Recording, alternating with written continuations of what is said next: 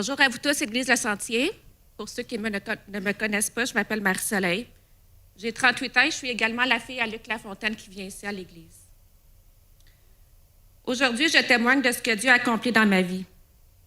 Il y a moins d'1 an, en juin 2025, jamais je n'aurais cru être devant vous en ce jour pour me faire baptiser. Je traversais une période où je remettais en question le sens de ma vie et je ressentais un vide intérieur. C'est à ce moment que j'ai décidé de revenir à l'Église. La Bible dit « Venez à moi, vous tous qui êtes fatigués et chargés, et je vous donnerai du repos. » Matthieu 11, 28. Pendant des années, j'ai suivi mon propre chemin, mais tout allait de pire en pire. Dieu était-il ma dernière option? J'étais sceptique au départ, mais voir ce que Dieu avait accompli dans la vie de mon père, ça m'a convaincue. Quand j'étais plus jeune, j'ai eu de l'enseignement chrétien. Vers l'âge de 4-5 ans, nous allions à l'église Le Bon Samaritain, où j'ai appris ma première chanson chrétienne, Attachée à la croix. Par la suite, nous sommes déménagés à Gracefield, où nous ne fréquentions plus l'église. Nous y sommes retournés à mes 10 ans, à Hull, à l'école Philemon Wright.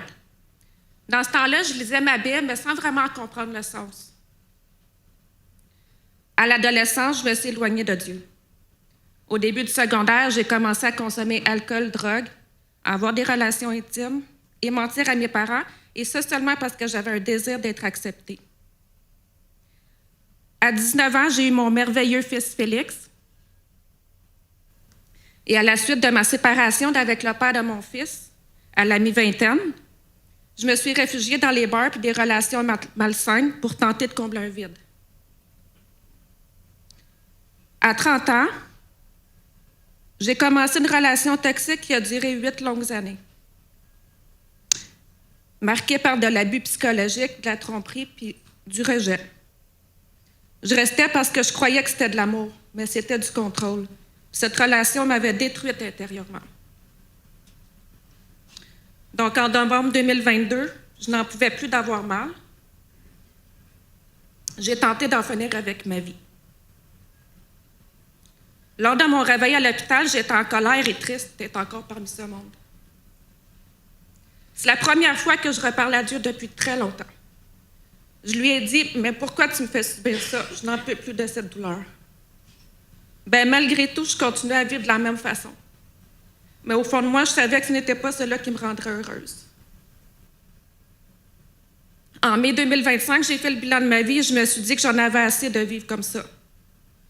Au début, l'idée de retourner à l'Église me faisait peur. J'avais commis tellement de péchés et j'avais honte de me présenter devant Dieu.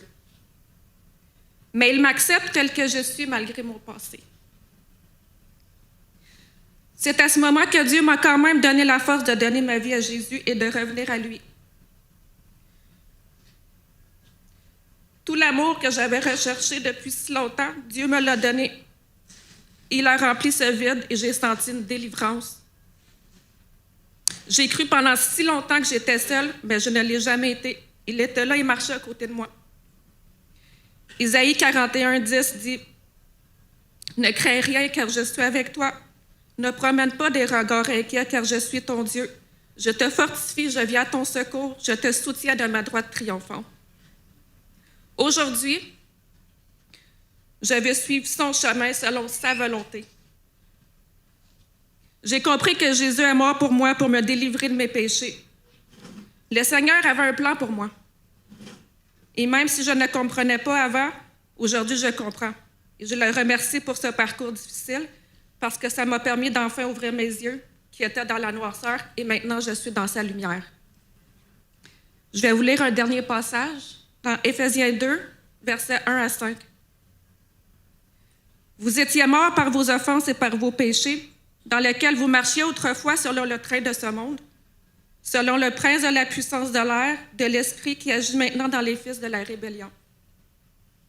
Nous tous aussi, nous étions de leur nombre, et nous vivions autrefois selon les convoitises de notre chair, accomplissant les volontés de la chair et de nos pensées, et nous étions par nature des enfants de colère comme les autres. Mais Dieu, qui est riche en miséricorde à cause du grand amour dont il nous a aimés, nous qui étions morts par nos offenses, nous a rendus à la vie avec Christ, Et c'est par grâce que vous êtes sauvés. Amen. Merci.